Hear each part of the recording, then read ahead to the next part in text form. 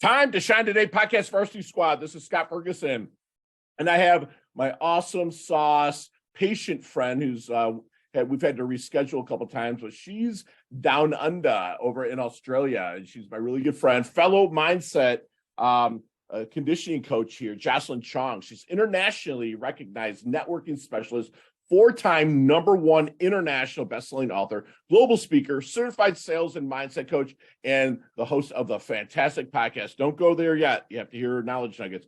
It's called the Magnetic Accelerator Podcast. She empowers female entrepreneurs and business professionals to learn to master the art of intentional networking so they can accelerate their business growth, power, and possibility, and break through the proverbial glass ceiling. Jocelyn, thank you so much for coming on. Please introduce yourself to the Time to Shine Today podcast Varsity Squad. But first, what's your favorite color and why? My favorite color, blue. I love blue. And why is calming. That? It's calming. It's just really calming. And I live near the ocean.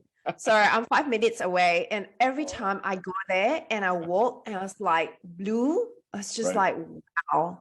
Beautiful, it's just that real connection. And then in Australia, we have clear blue sky, blue, the kind of blue that you look up and you're like, I am so blessed. Right. I am under this clear blue sky. It's beautiful. Yeah, I'm actually looking at the Atlantic Ocean right now. I live on the ocean in South Florida, and I'm right there with blue with you. I thought you were going to say like pink or something because you're rocking the pink, but no, everything, you're beautiful. It's in your color wheel. It's fantastic. So let's get a little bit to your origins, the roots of where you kind of started and how you worked your way up now that, you're a highly sought after coach, best-selling author, and how you really got there.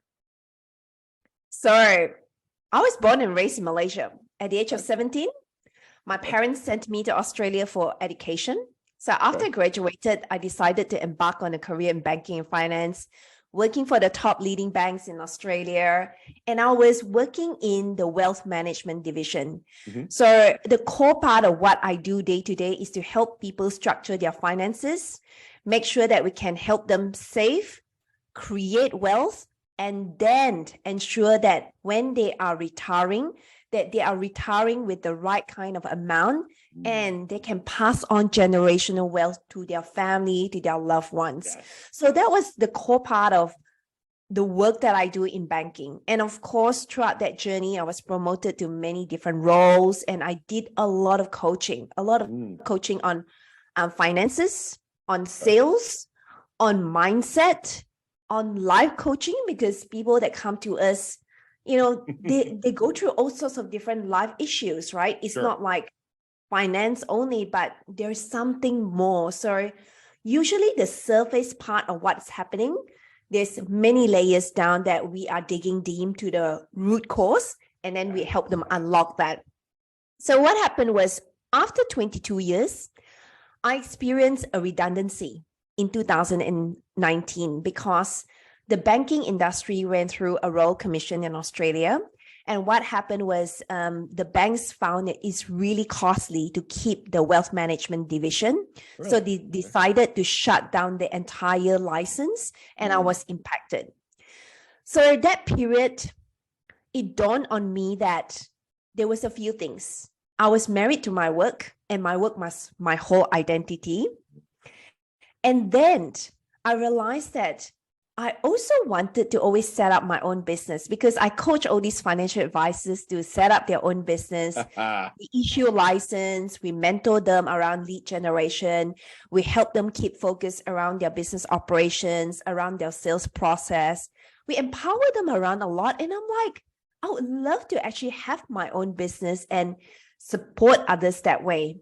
And one thing that stood out for me was I wanted to help more female, because there was a lot of men doing really well in business, but we didn't see enough female who equally does as well. So my passion is to really invite female who are ready, who wants to be in business. They're like, come on, let's do this together. Yeah. Because women have more areas that they have to overcome. And I knew how I overcome a lot of my own pain points, my own trials and tribulation, and I want to equally support women to do that as well.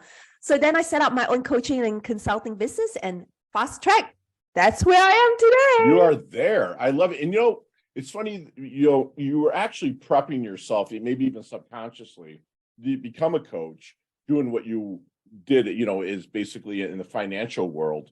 I noticed I'm a real estate broker still. I don't do as much in the real estate world, but when I was working with people, showing them a house, like I'm sure you bought a house, right? And you have Yes. a husband and wife, you become almost like a marriage counselor, sometimes a babysitter because their kids are running all around while they're looking at the house, a psychologist, a psychiatrist. I mean, all of them. And I'm sure in the finance world as well. Oh, yes. They have that as well. You're basically there different. I mean, if you have a husband and wife there and she wants money to go one way and he wants money the other way, it's like, so it just fit right in with your coaching. Am I right there? Yes. Okay. It's like the whole lot. Even when I'm hiring someone, you kind of like sometimes they don't perform as well. And you got to help them with their career performance. Yes. And then you go, maybe this is not where you should be, but you have got talents here, which I see, I know. And then you kind of like a career mentor too. So it could be a whole host of areas that whenever that need comes up, that we are able to support them through that, give them some process, set out the vision, help them bridge that, give them a transformation that they're looking for. And that's how it is. That's, in my view, coaching and sales coaching is all about, to help them transform and they get out on the other side far more inspired, better, stronger, and they are getting the right outcomes from their financial perspective as well. Yeah, and I love that you said vision, okay? Because a lot of people will say goals, which goals are great, but people like you and I that are driven, it's like the top of one mountain is just the bottom of another, where if you have a vision, you can laterally move between the two, right? And set different goals to move. I love that you said vision. So when you're working with these females, Jocelyn, is it a lot of one-on-one work that you're doing? Yes, at the moment, my core part of my business is one-on-one. Beautiful. And I do have group coachings that I had launched the last few years. Okay. But I'm also in the process of doing more group coaching this year. But one of the reasons why I feel that one-on-one was really powerful is because they want to be in a space where they feel safe. It is judgment-free. They can bring things that they would never tell anyone, like anyone. And I keep things very confidential because I knew in the banking and finance world, people share their darkest secret with us, right? We see the darkest of things. Trust me, my advisor knows stuff about me that my mom and dad will never know, right? Sorry, exactly. Dad, So it's important that the one-on-one for a season, sometimes people need it. And then when they are ready, they are able to really become a group, I suppose, work in a group and then share a bit more, because in a group, you do not know people's background. People come from different perspectives and it can be different. So I see that the one-on-one can really shift things very, very quickly when they're ready, they're willing, they want to see transformation and they go away, they implement that. Voila, the magic happens. I love it. You're really taking them through I like to say inch by inch, it's a cinch, right? By the yard, it's hard. And you're really taking them from a one-on-one to where they can even feel comfortable in a group setting. And then they can share their transformations with each other to help each other level up. That's beautiful. So maybe when you're working in the discovery period, Jocelyn, with a one-on-one client, you're still kind of, getting to know each other, making sure you're the right coach as well. Is there any secret sauce that you use, if you don't mind sharing, to maybe help them identify that initial blind spot that's really that first challenge? I think the first thing is to really listen to where they are, their current reality. I call that the reality check, where they come in, they tell you exactly where they are, they pour their heart, and then you can really understand and repeat that. Like, we all listen to different things throughout the whole discovery conversation. Right. But more importantly is to repeat back. Did I hear you right, Scott? This is what you said. People love paraphrasing, man. That's beautiful. And at the same time, Scott, you said, this is your vision. This is where you see yourself. And so where I can help you is to bridge that. This is your current reality. I work with you, X, Y, Z. And then you can see yourself in that vision happening right there and then. Wow. So that you're is putting them how in. I come Oh. on a journey with them. So basically you listen not only with your ears, but with your eyes, your, kind of like the touch, the vibration, the energy that they're putting off, and you help them with that game plan. I absolutely love it. Is there any good question that you wish that they would ask you, but never do? I think they really need to ask me about, right, tell me, how do I know that you will be with me on the whole entire journey? Ooh. Because I'll be scared. I'll be sometimes overwhelmed. Sometimes I might feel that I have distraction along the way, and we might plan for these amazing 10 steps, but life gets in the way. It could be whatever. So are you going to walk me through that journey? And my answer is yes, every step of the way, because the reality is that we've got all these ideas and plans and ways to implement things. Right. But you know what? Life gets in the way. It could be sickness. It could be, something that gets you off track. And we include that. Right. Yes. And we include that in the whole coaching part, that things will get off track to bring you back to track, because that is just life, right? Yeah, so nothing is going to be linear, but it's along that windy journey that I will walk with you there and there, guide you, support you, champion you. Right. And also there's things that could happen to the coach as well, that maybe put a pause on it. Like if you had a baby, or, my lady had a baby or whatnot, but you're going to remind them, hey, we're in this, we're together, you're not alone. And that's what a lot of people really need to hear. That's yes. And they should ask that coach, hey man, are you here? That's what I love that you said that, Jocelyn. So networking. Okay, you're a professional networker. And I like to say I don't get networked or outworked ever. That's the way I feel. It's just my work ethic. But can you give me what your definition of a professional networker is, a good networker? And also, what do you see some people, let's start with this. What do you see a lot of people out there networking doing wrong? I think they network, but they are not intentional. So when they are not intentional, they are there, like they do the right thing. They go to the networking event. They are talking to people. They leave the networking event. They didn't follow through. But they didn't, if you think about it, they didn't do the wrong thing. Right. They're still ticking every single box. Right.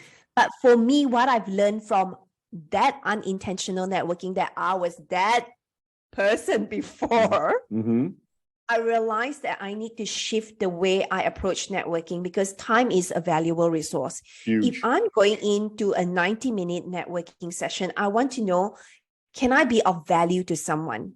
Because I want to be a blessing, right? Yes. I don't want to go for a networking event, have the most beautiful lunch, sit next to the person, chat a few things, next to the other person, touch on a few things, and then go away and go, that was a great networking event. I ticked the box. I reported to my business leader myself. Right. I went to the networking event. I was there. Right. I was there. I picked it. I went. I was consistent. Right. But there is another approach that we can really take. That means that we're going there prepared. We set the intention. I always want to go into any events or activity with a clear intention that, right, how can I be of service? Which means being prepared. Number one, when I'm there, who can I talk to? If I'm going to talk to 12 people, I want to connect with 12 people. Then, I might get 5 connections out of that. And then I might connect with them on LinkedIn or Facebook or Instagram, whichever platform that mutually we are comfortable to communicate. And then can we follow up with a conversation one-on-one? And in that one-on-one conversation, can both parties have equal amount of time to speak? Because there's also a networking event where both parties are talking on a one-on-one, but it is not valuable output. You can have a one-on-one and just talk about the sky, the moon, the best chocolate cake, the best, whatever it may be, and it's not valuable, and it's still a one-on-one. So the one-on-one that I conduct is how can we support each other? How can we partner with each other? How can we collaborate? Whether it's right, a best podcast that I've just listened, Time to Shine. Have you had a listen to Scott Ferguson's podcast? That's one resources to offer, right? Right. And then the other thing is, what are future opportunities? Would you like to be a guest speaker on an event that I'm part of? Are you looking for speaking opportunity? Can I do quality introductions? It's strategy. Right. And then, what kind of clients are you looking for? Maybe I can offer a few ideas. Maybe we can brainstorm 5 minutes. And then from that 5 minutes of brainstorming, that person's walking out with more ideas that are richer. Right. So that's the way I approach the one-on-one now, because I knew that I could do a one-on-one, but it was not valuable and it's still a thing. Right. I love that you said that, because when I go to networking events, I have one goal, and that is for the person that I'm talking to. Like, networking events, you're always breaking off into like little one-on-ones, talking to people. My biggest goal is for them to say, wait a minute, what does Scott do? Because I make it all about them. How can I provide them service? Who are they looking to talk to? And then I would love to set a one-on-one with you. Do you have a card? That's fantastic. And I immediately go to my car and I write a thank you note, and it gets dropped in the mail before I even go to bed at night. Right. So that's the one thing that I've learned. And I've gotten so many contacts that way, business, if you will, because they're like, wait a minute, what do you do again? People will say that, like, I'm sorry, didn't know. And that it just sets that stage for that, because, one of my biggest client generators, if you will, are financial advisors, because they're working with people's money. And a lot of times they have the blind spots, not just about money that you talked about. They have blind spots about everything else. So I will look for financial advisors to see how I can help them. And then just say, I have a free hour of power to offer your clients if they're stuck on something. And it's fun. And I love that you and I, because God gave us 2 ears and 1 mouth for a reason, right? So we can really listen. I love that you said that. You're definitely a professional. Thank you. So have you seen the movie Back to the Future? Yes, many years ago. Right. It's almost 40 years old. I mean, like, I'm 51 and I was young when it came out. So let's get that DeLorean, that fancy car with the doors go. Let's get in that DeLorean with Marty McFly, right? Let's go back to the Double Deuce, the 22-year-old Jocelyn. What kind of knowledge nuggets might you drop on her? Not so much to change anything, because your whole story is phenomenal, learning and leveling up, but maybe to help Jocelyn shorten her learning curve or blast through maybe just a little bit quicker. What might you drop on her? I think I would really seek for mentors and ask questions. Take on board their ideas and feedback and actually implement, because you can ask questions and they go, oh, that was a great mentoring session. Yeah. And then did not test the ideas they offer. It's actually in the doing and testing that you go, oh, I wish I had done that. I wish I did that even more. Yes. Because if I did that even more, I would not be where I am today. I'll be far further in my steps forward. 100% farther. Wow. But I realized that a bit later in my life, which is okay. Everything happens for a reason. Sure.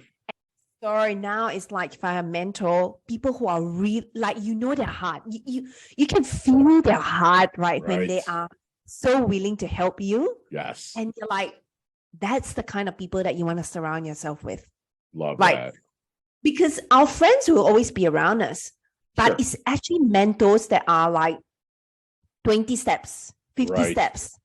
And you got to get into their energy. Yes. How they think. Yes. What they do. How they do their morning ritual. How they connect with people at work. Yeah. How did they deliver work? Right. Like, so curious around that. And that just gonna really, really supercharge everything you do in life. Thank you for saying all that. It's like we funny way of saying we get our asking gear. We ask for that help, right? And the mentors are there because I'm being my age now, what I've been through, I'm mentoring more people. And I believe my mentor always tell me, the more you mentor, the more immortal you become, because they're going to take what you've taught them and pass it forward and pass it forward and pass it forward. And then it all come really back to that. That's beautiful. So Jocelyn, how do you want your dash remembered? That little line in between your incarnation date and your expiration date, your life date and death date. Hopefully it's way, way down the line. But how would you like your dash remembered? I like people to really remember me as someone who is really compassionate.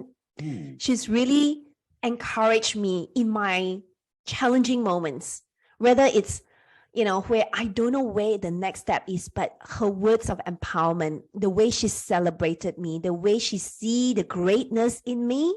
Yes. I want more of that. And that's why I do, because I have a superpower of seeing greatness in others. Because when I see someone, it's a gift that God has blessed me with. Like, I know this person can do so much more. Sure. And I of course want to get their consent before I share that with them, because not everyone that I see greatness is willing to receive that right season and time in their life. I love life. that you said that. I'm sorry, I'm cutting you off because you asked permission. There's so many coaches out there, God bless them, that they'll just throw what their thoughts are without asking for permission to give. Because you ask for permission, it almost like you can metaphorically visually see their heart open up. Because while they respect me to ask for that, that's awesome. That's amazing. You're one of the first coaches that actually said that they actually ask for permission at times. I mean, there's times where you and I as coaches would be like, dude, quit your crying, in a sense, not like that, but hey, it's time to pull up our boots and get to work. So Jocelyn, what do you think people might misunderstand about you? I think a lot of them misunderstand my passion. Okay. That, oh my God, you're so passionate. You're too fast for me. Yes, I know that I'm passionate. I have got the ideas. I'm ambitious.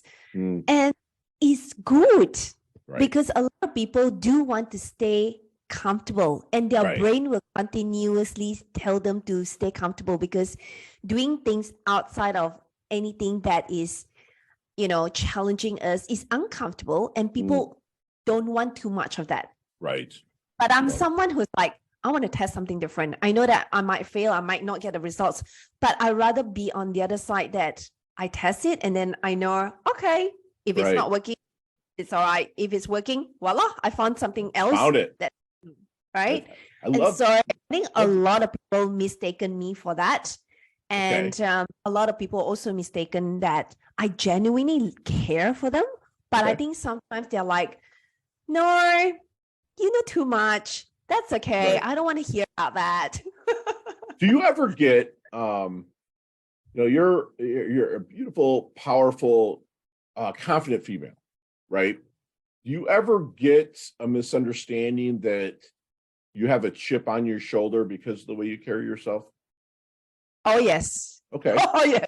Oh, how do you handle that without being, because you could either handle it one way or another way, like being bitchy. Sorry for my language, but some people might say that. Like, it's real. Like how do you handle that metaphoric chip that you have there? So, Scott, in my career in banking and finance, I had that all the time. Sure. But I could not let that every day hold me back from progressing forward. Sure. Because when I was so successful, even when I'm gone up to the stage receiving the awards, the clap, some of the people that clap you are the leaders because they see you, they want to support you. But also the people that's equal or beneath you, they don't feel that way because you are better than them. Sure. And I always become very aware that this is my humble journey. I worked on it, right? Love it. It didn't come to me overnight. And if you're willing to come on a journey with me, you know how hard and how willing I am to change, to adapt to new things, to welcome feedback. And if you're willing to do that hard yard, you will be equally as successful, if not more. Right. But those are the things that people aren't always happy, and they're envious and jealous. So this is how I approach it, Scott. I realized that I cannot please anyone. Sure. In this world, there is 3 types of people. The first third of the world, they hate me because I'm successful. No matter how well I do, they will hate. Right. Always. Yeah. 1/3 of them, they are neutral. They're like, yeah, neither there nor here, whatever. And then the third will be, oh, my people. They will support me. They'll champion me. We'll build deep relationship. We'll take each other forward to the next level. So I just see the world that way. And I'm not going to waste my energy on people that are not, they are so aligned clients. I call them also, communities. It's okay. We can't be everyone, be someone to everyone. Someone to everyone. Absolutely. So Jocelyn, that's a great answer, by the way. That's really like hits home because, I make 2 New Year's resolutions every year since 2009. And one is to make someone smile every day. Okay. That's one thing. And 2, unless I've hurt you, disrespected you, or stole from you, I don't care what you think about me ever. Right. Because I'm going to still champion you and support you no matter what. And some people, you have to do it from a distance and just through energy because they're part of that 1/3 that, you don't care what they say, but you still want good stuff for them. And I love that you're humble enough to stay humble, but also still championing your life and helping others champion theirs. That's beautiful. So what is your definition of a life well lived, Jocelyn? I think it's knowing that every day we are a living human being. Like we are in abundance because, think about this, right? Recently, I had this real cool revelation. I was hugging my partner and I was like really listening to his heartbeat. And I was like, oh my God, did you know that your heart is formed, I think about 3 weeks into the conception of your parents, right? That's where your heartbeat started to form and your heart never stopped and your heart speaks to you. And I was like, wow, that heartbeat continues to beat and it doesn't take a break, even when you sleep. No. Like even when, that whole function, that whole organ in your body is so powerful. And I'm like, wow, that is amazing creation by God. And so I think it's so powerful that we continue to think and really tune into our whole body system, our mind, our soul, our spirit, our heart, and just be that true light to others. Gosh, that's beautiful. And we're human beings. We're being here. We're not just existing. We're being in the moment. I love that. And squad, we are going to take my good friend Jocelyn through our leveling up lightning round just as soon as we get back from thanking our sponsors and affiliates. Time to Shine Today podcast Varsity Squad. We are back. And Jocelyn, one day we might meet up and maybe have a conversation on some of these questions where we might talk 20, 30 minutes about them. But in our leveling up lightning round, you have 5 seconds with no explanations. They can all be answered that way. You ready to level up? Let's do this. Jocelyn, what is the best leveling up advice you've ever received? Someone that told me that, live your best life and be a service to others. Love it. Share one of your habits, share one of your personal habits that contributes to your success. Every day I devote time to pray because I know that I am in connection with the highest source of the universe and I'm not alone. So I'm asking source, universe to really help me. I love it. And that's where all the goodness is. So the closer you can align to that goodness, and that includes money, that includes love, includes everything, the more that it'll come to you. I love that you do that.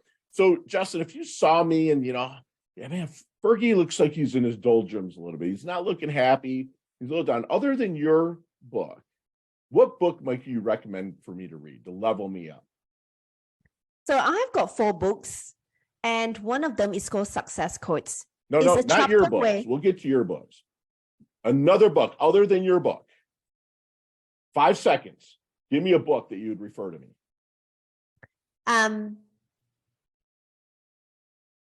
The Rich Man in Babylon. Oh, Richest Man in Babylon. Classic. Love it. What's your most commonly used emoji when you text? The smile with the most... All the teeth? The small one. I love it. Nicknames growing up? Josie. Okay. How do you spell that? Jocey. Got it. Oh, Josie. Got it. Okay. So Do you have a hidden talent or superpower that no one knows about? To be honest, I love baking, but it's Okay. not good for my waistline. Me neither. Chess, checkers, or Monopoly? Monopoly. Yeah, right. What would be the headline for your life? Jocelyn have really impacted thousands of lives through Beautiful. what she has done. Love it. Is there anything that was $200 or less in the past year that you've spent, $200 or less, American dollars or whatever it is in Australia, $200 or less that you've spent that's really helped you level up? Yes, courses. Beautiful. I have. Love it. What's your go-to ice cream flavor? Oh, salted caramel. I love it. So there is a sandwich called the Jossie. Build that sandwich. What's on that sandwich? It is a special sauce with tuna and cheese melted, toasted with multigrain. Oh, that sounds good. That sounds good. Favorite charity and or organization you like to give your time or money to? Kiva is a charity organization that helps women Oh, beautiful. give loans to them so that they are able to go away and build their business. How do you spell that, Jocelyn? Kiva. Kiva. Okay. And Donnie, put that in the show notes. Okay. Awesome. Last question. You can elaborate on this one a little bit. Well, what's the best decade of music? 60s, 70s, 80s, or 90s? 80s. We're best friends now. That's beautiful. I love it. I love it. I'm 51, so I grew up in the 80s, right? So it's like I graduated high school in 1990. So it's like the 80s was it for me. So Jocelyn, how can we find you, love? You can find me on my website, LinkedIn, or Instagram. What's your website? jocelynchong.com.au. .au. Awesome. And all that will be in the show notes as well. Oliver, she has a fantastic Instagram, Facebook, LinkedIn, all that. And she's also authored a bunch of different books, but there's one that really we talked about off mic that stood out, Success Codes.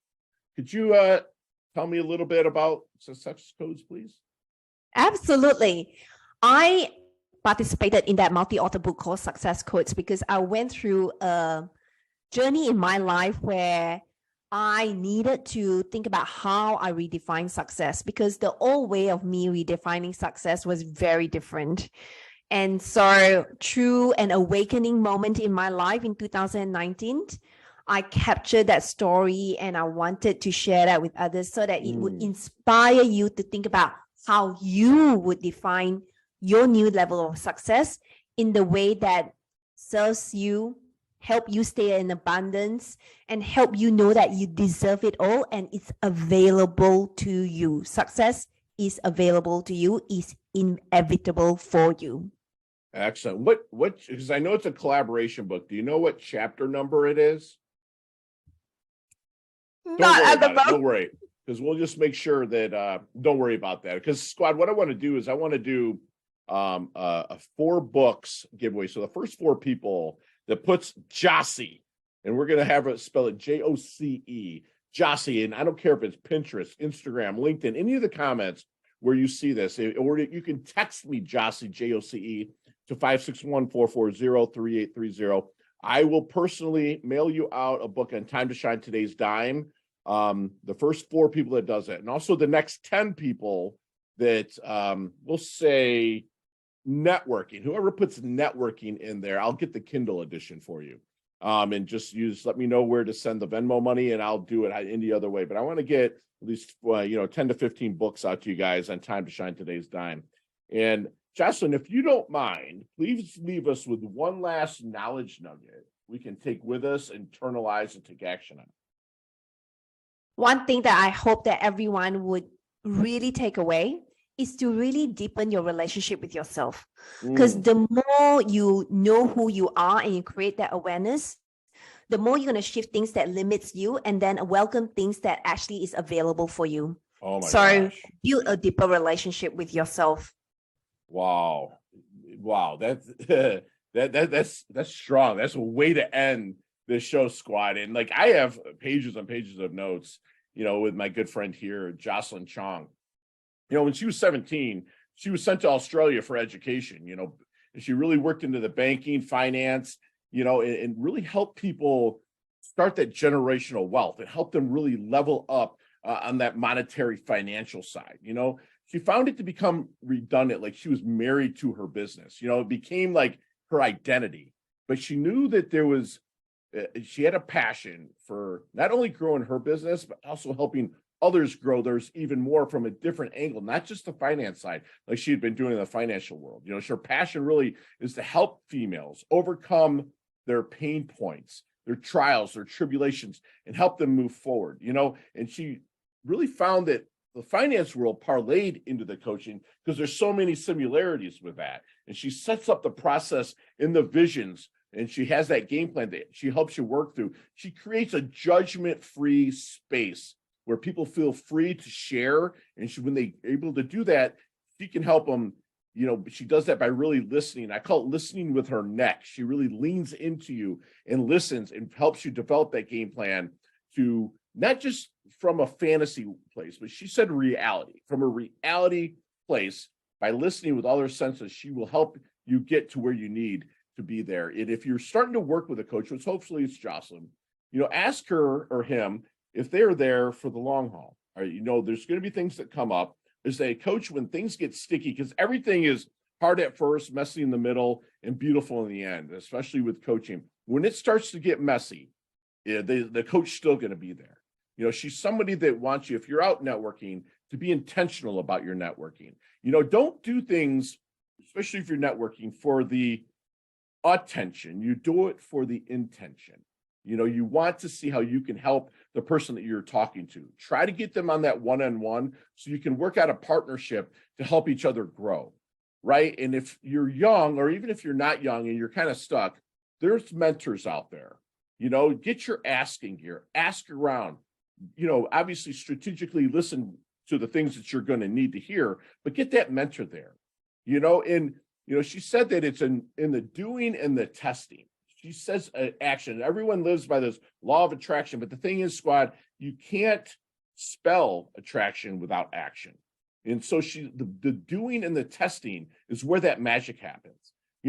Jocelyn will be remembered as someone that's compassionate, encouraging, championed you, celebrated you. I mean, she's literally planting trees she's never going to sit in the shade of, because she's on a, like I like to call, a humble, honorable journey in her life to help the females of this world really level up. And you really, lastly, want to deepen your relationship with yourself.